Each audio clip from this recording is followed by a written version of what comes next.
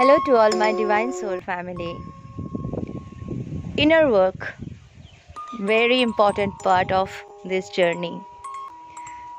Inner work कैसे करें? ऐसा क्या क्या करें जो सही है और क्या क्या ना करें जो उचित नहीं है।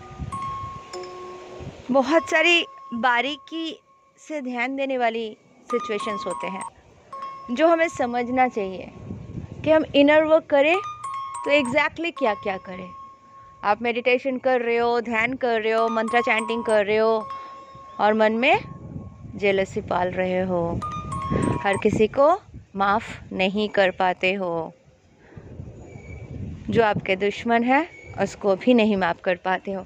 देखिए, कारण क्या भी है, आपको सबको माफ़ इसलिए करना है क्योंकि आपके चित्त को साफ रखना है, खुद को लाइट फील करना है। जब तक आप किसी और के बारे में जेलसी रखोगे या मन में कुछ भी कुविचार रखोगे तो क्या होगा पता है? कोई भी हो, आप फ्रेश नहीं रहोगे, आपके एनर्जी हाई लिफ्ट नहीं कर पाते हैं। तो इसलिए सबसे पहले अंदर झांकना है, खुद को चेक करते रहना है कि मेरे अंदर एग्जैक्टली क्या क्या है, किस किस को लेके मेरे अंदर इनसिक्योरिटी है या जेलसी है, या किसी ने कुछ हर्ट किया था, कुछ बोला था, बरसों पुरानी बातें को अभी भी चित्त पे रख के बैठे हुए हैं।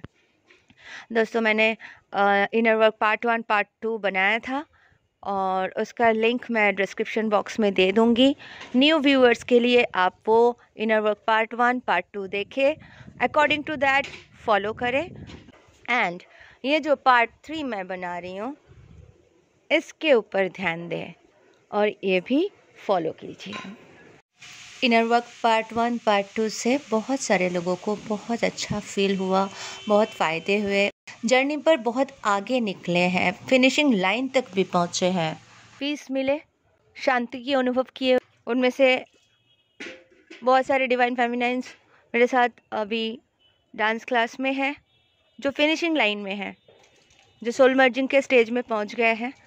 और मैंने उनको गाइड किया कब सोल मर्जिंग स्टार्ट करनी चाहिए, क्योंकि उनके जो भी सिचुएशन थे, जो भी उन्होंने मुझे बताया, तो मुझे पता चल गया कि अब वो फिनिश लाइन में पहुंच चुके हैं।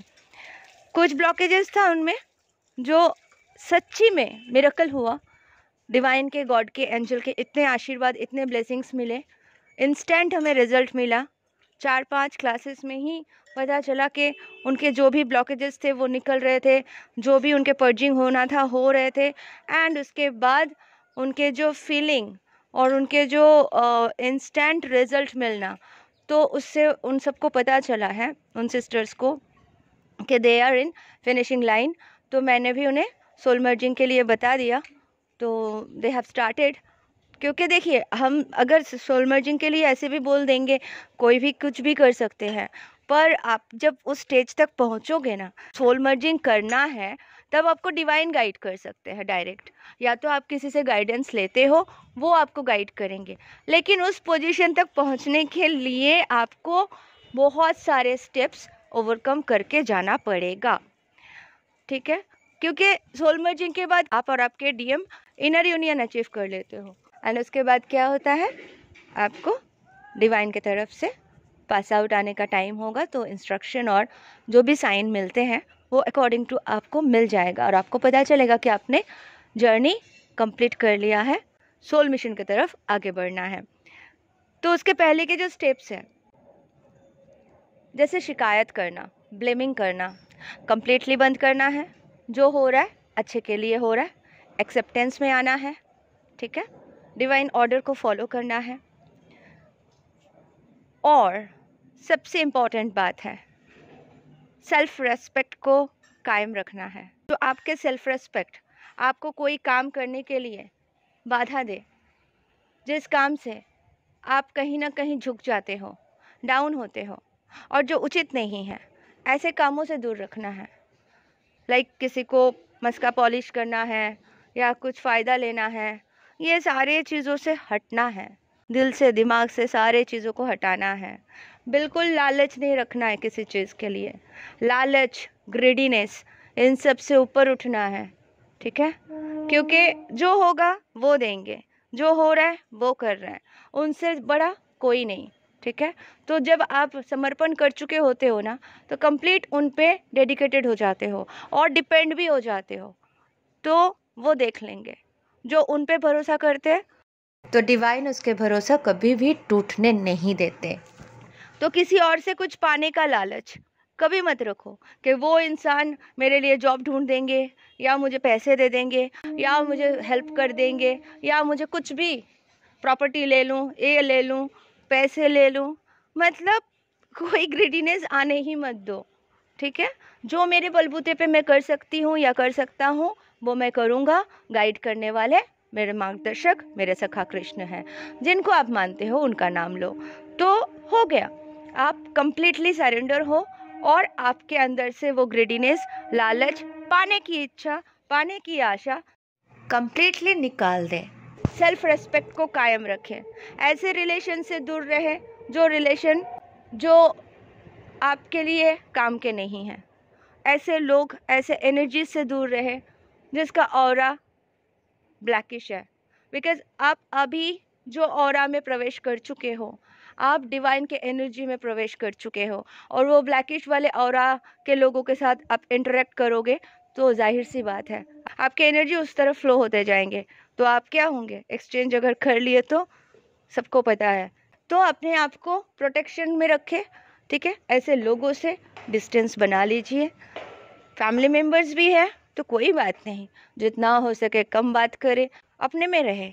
ठीक है, डिस्टेंस मेंटेन करना सीखें। तो इस तरह से अवॉइड करें। जो भी काम करना है, रिस्पॉन्सिबिलिटी है, कर दीजिए, पर ज़्यादा बात करना, ज़्यादा इंटरेक्ट करना मत करें। करना है तो कुछ नॉलेज दीजिए, अगर कोई सुनना चाहते हो तो। नहीं सुनना चाहते हो तो छोड़ दीजिए। ठीक है, तो इस तरह से मतलब आप ऐसे स्टेप बाय स्टेप अपने आप को देखोगे ना कि मैं सारे इशू हील कर पाई हूँ या पाया हूँ। बिकॉज और एक इशू होते हैं, और एक इशू होते हैं इम्पेशेंस, सबसे भयानक है। पेशेंस ही नहीं है। आप समझ जाओ, ये जो लॉ ऑफ यूनिवर्स है ना, ये अकॉर्डिंग टू इसका टाइम ही सब कुछ होता है। ठीक है, हमारे धरती का नियम उसके हिसाब से आते हैं। सीजन चेंज होते हैं, टाइम के साथ परिवर्तन होते हैं, पोर्टल्स आते हैं, अलग अलग एनर्जी शिफ्ट होते हैं। तो ऐसे चलते रहते हैं, परिवर्तन आते रहते हैं, हर साल होते हैं।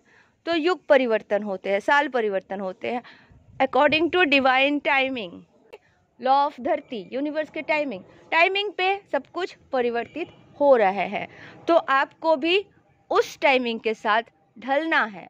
आपको ये नहीं समझना है कि पेशेंस रखना नहीं है, कब मिल जाए, कब मिल जाए, कब करना है, कब पा लेना है।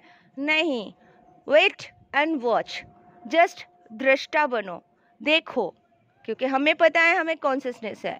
तो कुछ भी पाने की या करने की चाहत इतना मत बढ़ा लो, इम्पेशेंस हो जाओ। ठीक है, तो पेशेंस पे ख्याल रखें, ये इशू है।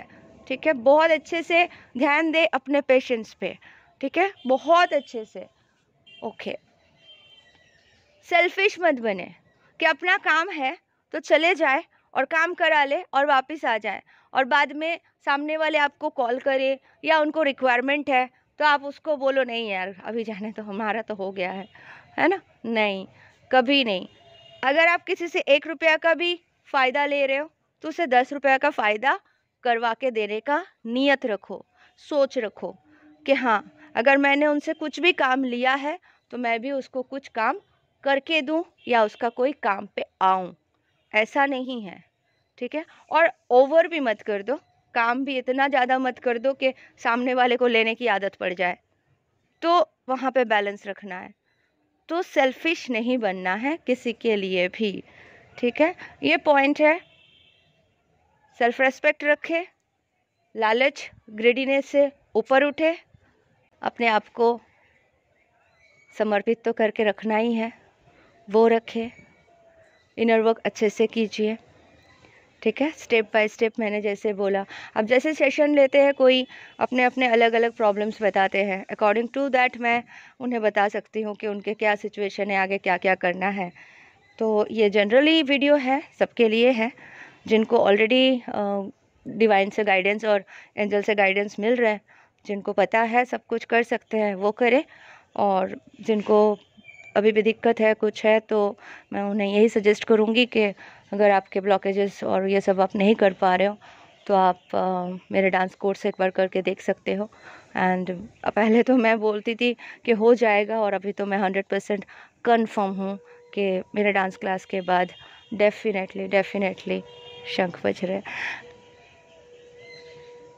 मेरे डांस क्लास अगर आप ज्वाइन कर लेते हो तो डेफिनेटली आपके भाव सागर पार होने का रास्ता डिवाइन बना देंगे।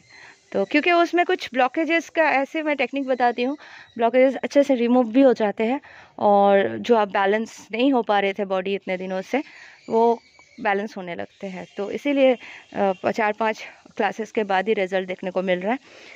तो वो आप डेफिनेटली कर सकते हो, क्योंकि आपको कोई शो नहीं करना है, कुछ दिखाना नहीं है, आप डांसर नहीं हो इसलिए आप सोच रहे हो, ऐसा कुछ नहीं है।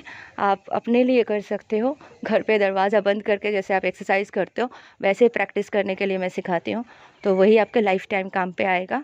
तो वो आप कोर्स एक बार कर लीजिए। Thank you so much.